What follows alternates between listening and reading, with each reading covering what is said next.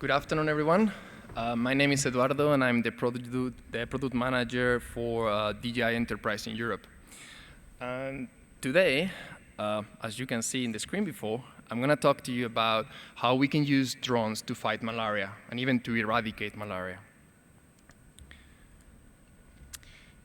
Humans, sharks, and dogs. In that order, those were the answers that I got when I asked random people on the street a very simple question. What do you think is the deadliest animal on Earth? To everyone's surprise, none of the answers was correct. And I have to say that this is the real winner, mosquitoes. Especially the mosquito that we have on the screen, which is the Anopheles mosquito. And it is not because of his teeth or because of his claws. It is for a very simple reason. It's skill in carrying malaria parasite. Malaria is perhaps the most relevant disease that mankind has ever known.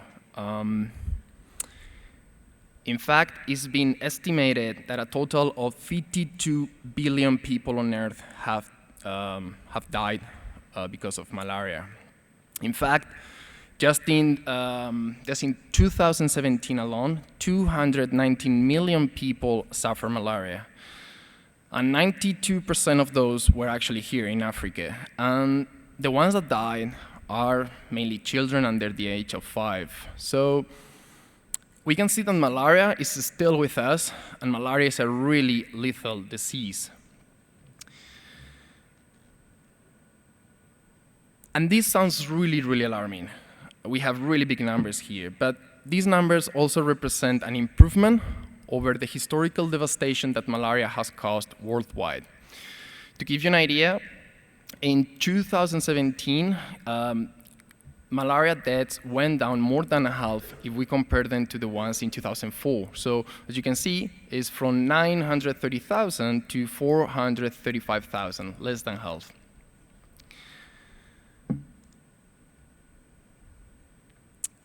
And this decrease in malaria deaths is thanks to long-lasting insecticide-treated nest, as well as indoor residual spraying, which have helped a lot in the prevention of mosquitoes biting people and therefore transmitting the disease. However, we have also seen an increase in malaria cases in the past few years, and this has been because the mosquitoes are building up resistance towards these insecticides. In fact, if we look at the 10 African countries that have the highest burden in malaria cases, we can see an increase of 3.5 million. So we stand at a critical turning point where collaboration, innovation, and technology need to come together if we want to eradicate malaria. In addition to bed nets and indoor residual spraying, we need to come up with alternative strategies that complement this fight. And one of the best strategies, one of the best techniques out there right now is what we call LSM, or larval source management. I'm pretty sure that we can all agree on the fact that if we want to kill mosquitoes, the best way is to make sure that they don't become mosquitoes. So we go to the breeding sites, to the water where they're breeding, and we kill them while they are larvae or pupa. However, there are a few reasons. Well, let's put it in this way. Actually, there are a few reasons why we should do this. First, because they are concentrated. While they are in these pools of water, we can find all the mosquitoes together. Also, they are immobile. That means that they can fly away. They can't escape from that water. And last, those areas where we can find them, those breeding sites, are really accessible. We can just go there, treat them, and kill them. But there are a few disadvantages. These areas where we can find the mosquitoes are mainly scattered. So even though we may know where they are, it makes really hard and really inefficient to go to all of them and treat them. Also, these techniques are mainly manual, so they're manual techniques. So we need someone, usually the farmer, to go and spray those areas. And that means that this farmer is exposed to harmful pesticides as well as mosquitoes potentially carrying malaria. So how can we overcome these challenges? Again, scattered areas, inefficient methods, and exposure to chemicals that can be dangerous, and mosquitoes carrying malaria.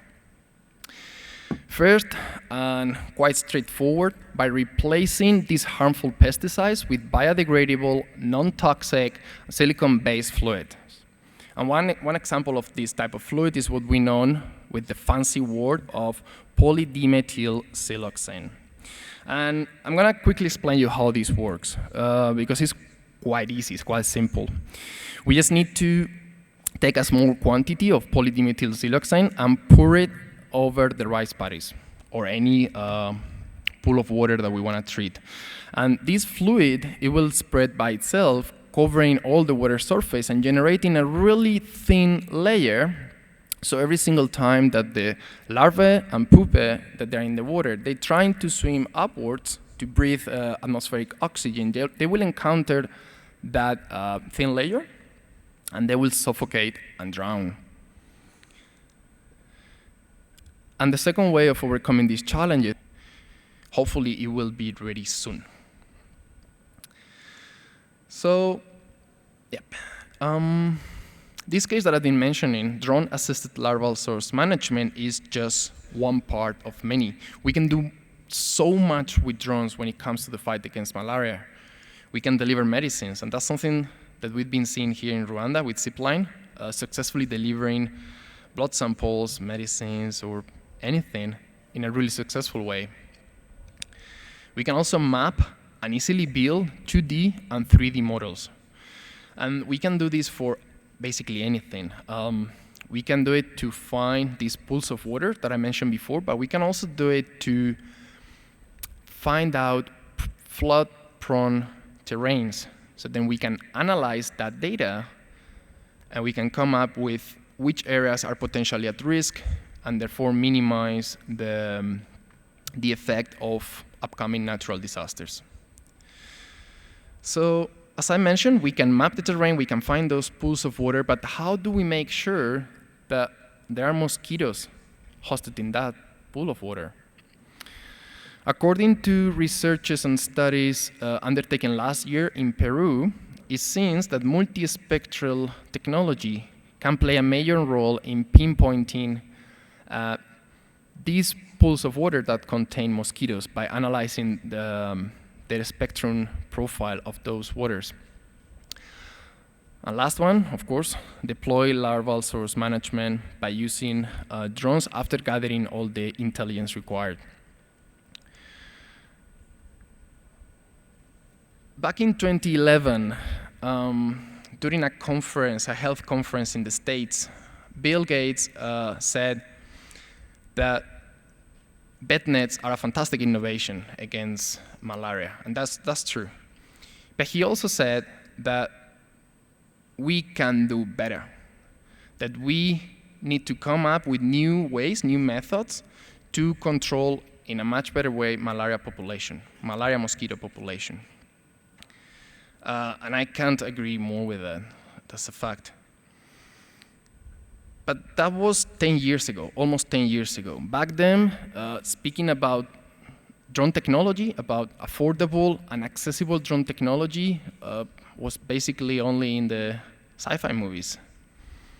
Now, nonetheless, this is a reality. Now we have the technology. Now we have those new ways to better fight malaria. And now, if we desire, we can eradicate malaria once and for all. Thank you. Thank